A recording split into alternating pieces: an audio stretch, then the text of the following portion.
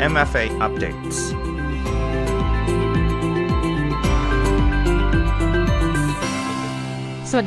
Good morning. Welcome to MFA Update.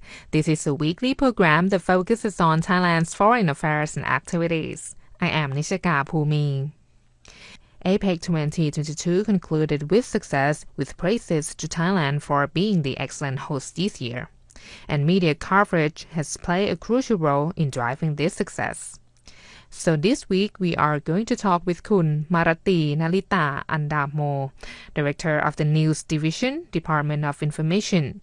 She will share with us the behind the scenes at the Media Center with Thai and foreign media during the APEC Economic Leaders Week or AELW.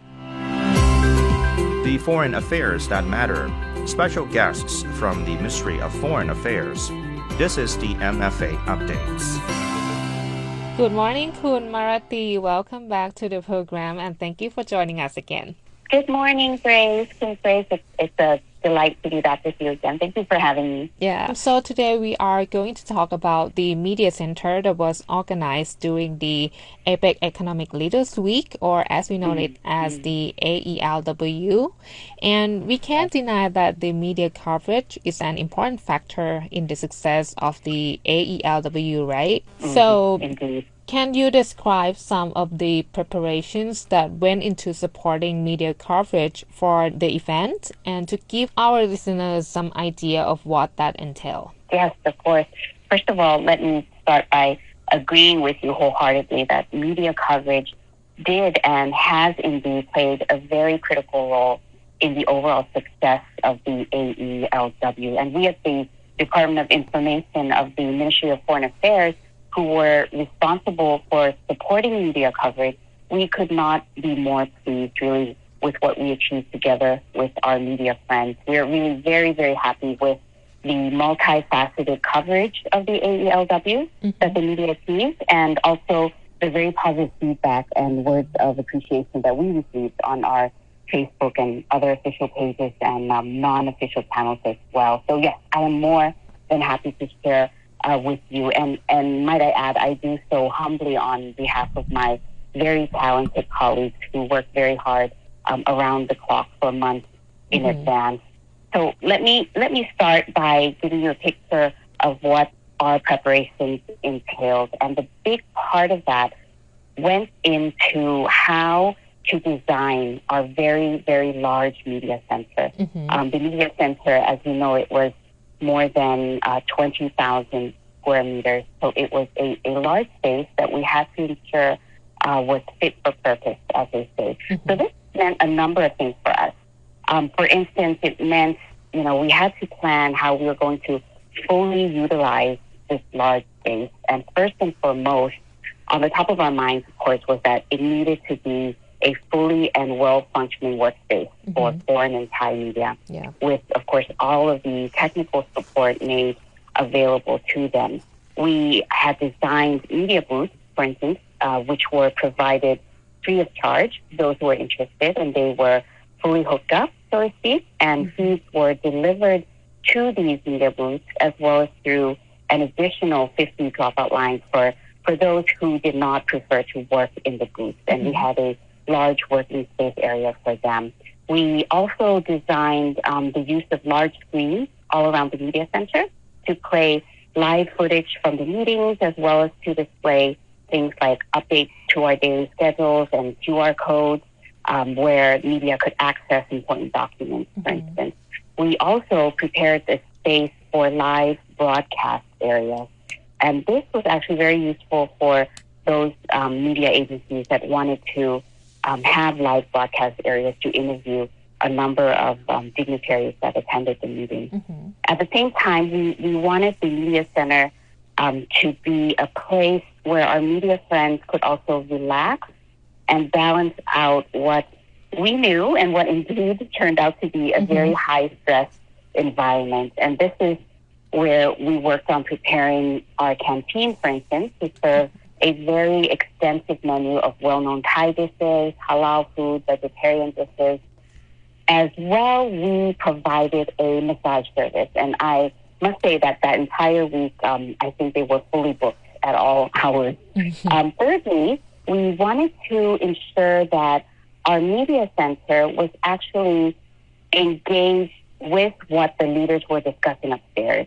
And this meant, that it was engaged with what Thailand was advancing in our host year of APEC. So for this reason, the media center was actually a green media center. And that meant basically that my colleagues worked on calculating every day how the operations of our green media center, were contributing to lowering carbon emissions. So in sum, to give you an idea of how well we fared, during 14 to 19 November, our lowered carbon emissions through the operations of the Green Media Center was equivalent to annual carbon dioxide absorption achieved by the planting of 3,366 trees. So that was a fun fact, and also a very interesting fact for a lot of local Thai newspapers. And for me, I think it really reflects that there was a good amount of public interest in following this number, which is a testament to the interest that the public has taken in the BCG economy model, actually. Finally, in fully utilizing the space of the media center, we also mapped out areas for our APEC communication and other partners to set up a total number of over 30 booths. And in those booths, they showcase their own very valuable contributions and engagement and potential with advancing the BCG economy model. So, for instance, we had Bangjak Company bring in their Winoni electric motorcycles for hire in the media center, in the actual space of the media center. So that was quite a highlight there. Now, when it came closer to the actual AELW, once our plans had been confirmed, our team would work on things like preparing for the actual operations of the media center. That meant things like setting the operating hours, transporting equipment, preparing the area for the setup of booths, and also various activities that took place at the media center. All of this, which required a huge amount of coordination with so many private sector and public sector agencies involved.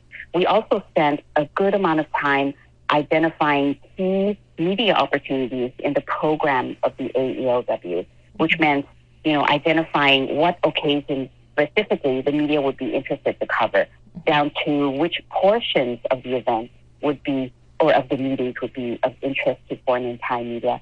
It also included events such as the gala dinner, the CEO summit, and this provided a lot of important content for media as well. And also it meant that we had to coordinate and appreciate really the wide range of topics that were of interest to different media agencies.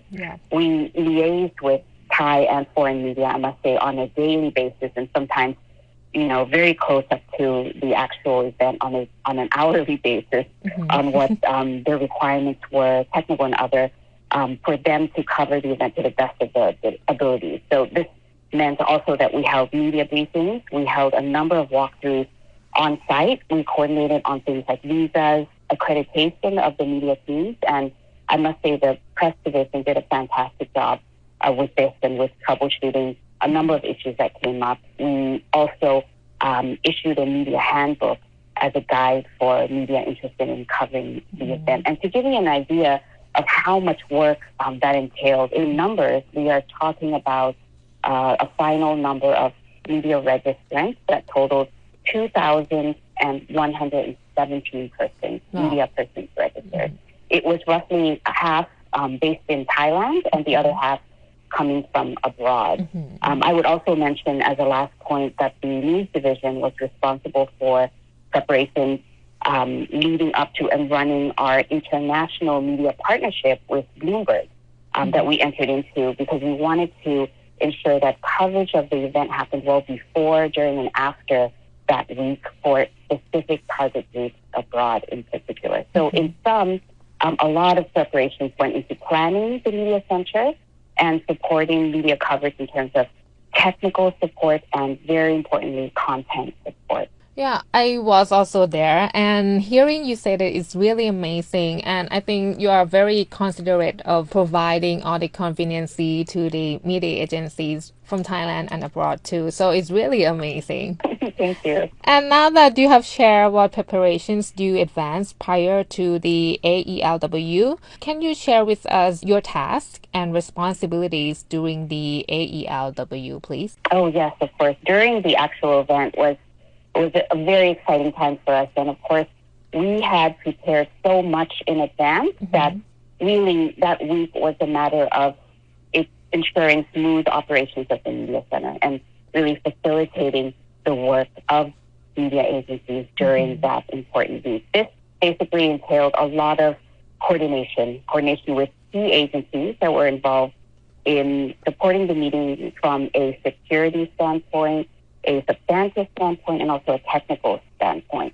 We did spend a good amount of time during that week to ensure that a large amount of content was available for media. This was one of the most important tasks that we took on during that week. And what this meant was sharing information on the discussions that were being held in or that were being carried out in the various official meetings taking place on the other floors. It also meant sharing information on the events, on the exhibitions, on the activities that were being held in the media center and other floors of the Queen's Circuit National Convention Center. And it meant making sure that the information was there on how we were trying to showcase the potential of the DCG economy model and things like soft power and things that people have come to know and love about Thailand. Yeah. We also made sure to share information and updates, very importantly, on the schedule and other important points during the day.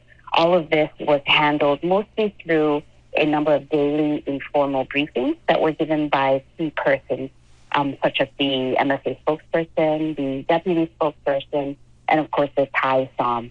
At one point, once we had heard that the ministerial meeting had agreed on a joint declaration, which had not been agreed on for the entire year that we were hosting APEC. It was an important point that we thought we needed to provide information on through the Thai SOM, and he came down to the media center to hold an informal press briefing exactly on that achievement. And I know that much of the media agencies were very appreciative of being able to pose questions at that informal briefing. In terms of the direct coverage of the meeting, the press division, as well as with the support of the news division, we facilitated media access to all of the media opportunities by escorting interested media to specific sites at the appropriate time.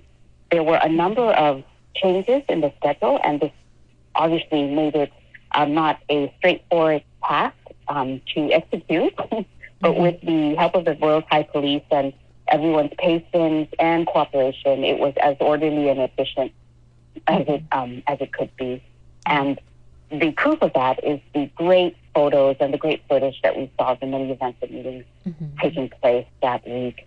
And finally, also, the news division was also responsible during the AELW for managing the official press conferences. So there were three, to be exact, one convened by the SOM chair, the joint AMM, and also the Thai chair's press conference convened and delivered by His Excellency Prayut Chan-o-cha, our Prime Minister. And we thank the technical team that allowed us to proceed with all of those conferences in a very smooth manner, as well as the substantive team that ensured that the press releases and all of the pointers were very quickly available for all of the media. There were a lot of responsibility and tasks. And during all of the responsibility, what were some of the challenges that you encountered? There were a number of challenges, and I think we dealt with them quite well, or as well as we could. I'll just bring up a couple of challenges, and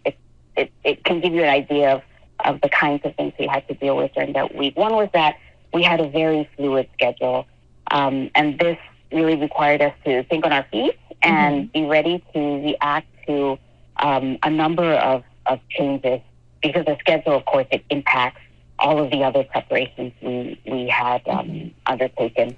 And we tried to do so in a way that disrupted the media's coverage of the event as little as possible. So, for instance, for the first day, a number of meetings were delayed. So we had to rearrange the schedule for escorting media up to the doorstep opportunities.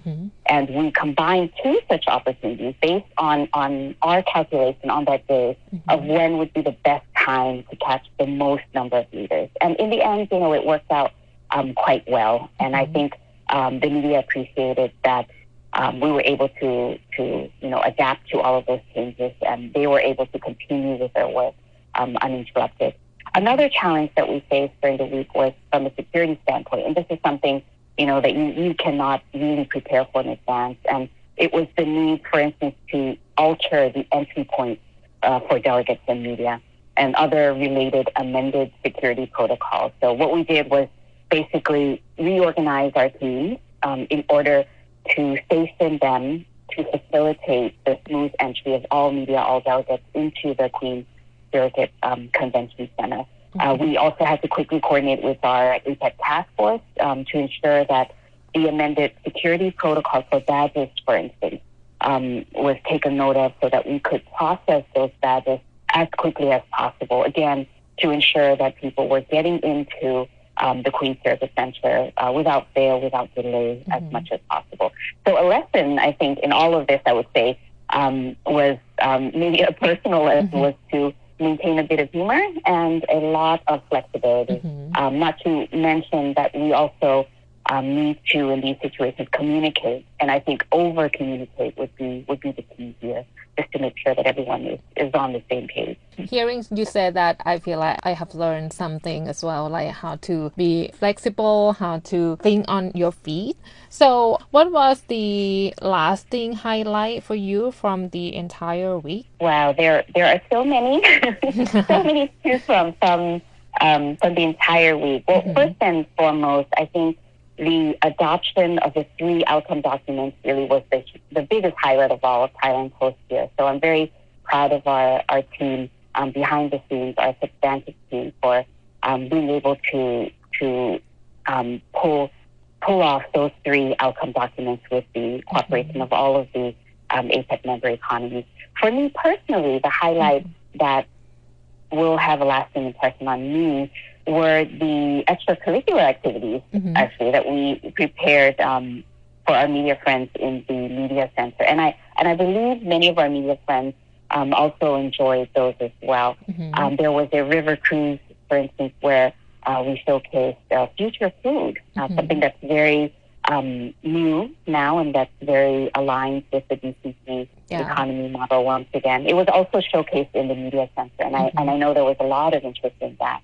Another highlight that I'd like to mention was the Thai boxing demonstration. And here we had a huge amount of positive feedback on this event on our social media outlets. I think one of the reasons is that we were able to invite the famous Borkhao on board to flex his Muay Thai skills. So that was a very fun event. Another event was the fashion show. It was a fashion show actually that took place at the gala dinner, and we recreated in the media center Thai silk through the eyes of APEC.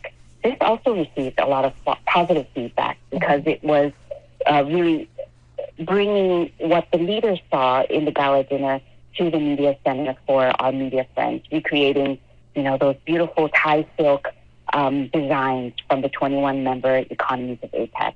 And a last and final highlight that I wanted to mention was the day that we met the chef behind the culinary creations for leadership. That was also a fun event, and we had even samples in the room to taste those culinary creations. So as you can imagine, we had a full house, and it was a fun event to learn about how he came up with the menu, the dishes, the design, the presentation.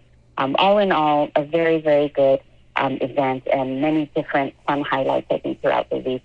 And personally, I would like to thank my very able and creative colleagues behind the scenes who brought all of this to life with very little advance notice and very little budget, I might add.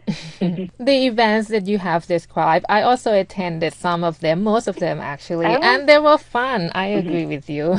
And to conclude the program today, do you want to share any lasting thoughts for our listeners here? Lasting thoughts really, for me, something that impressed me a lot was that the entire event, the success of the event really was a joint endeavor, from beginning to end. And from beginning, I mean way in the beginning, early in the year.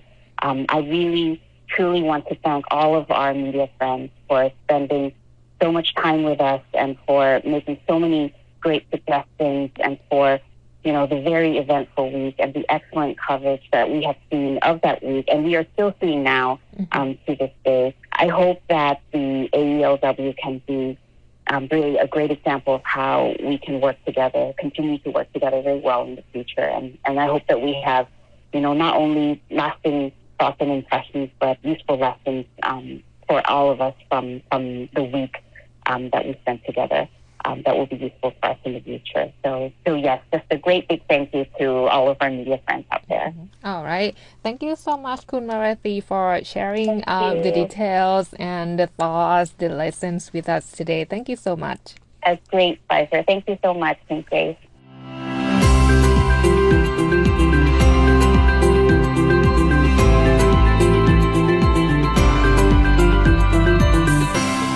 That was Kun Maratee Nalita Andamo, Director of the News Division of the Department of Information, discussing the behind the scenes at the Media Center with Thai and foreign media during the APEC Economic Leaders Week, or AELW.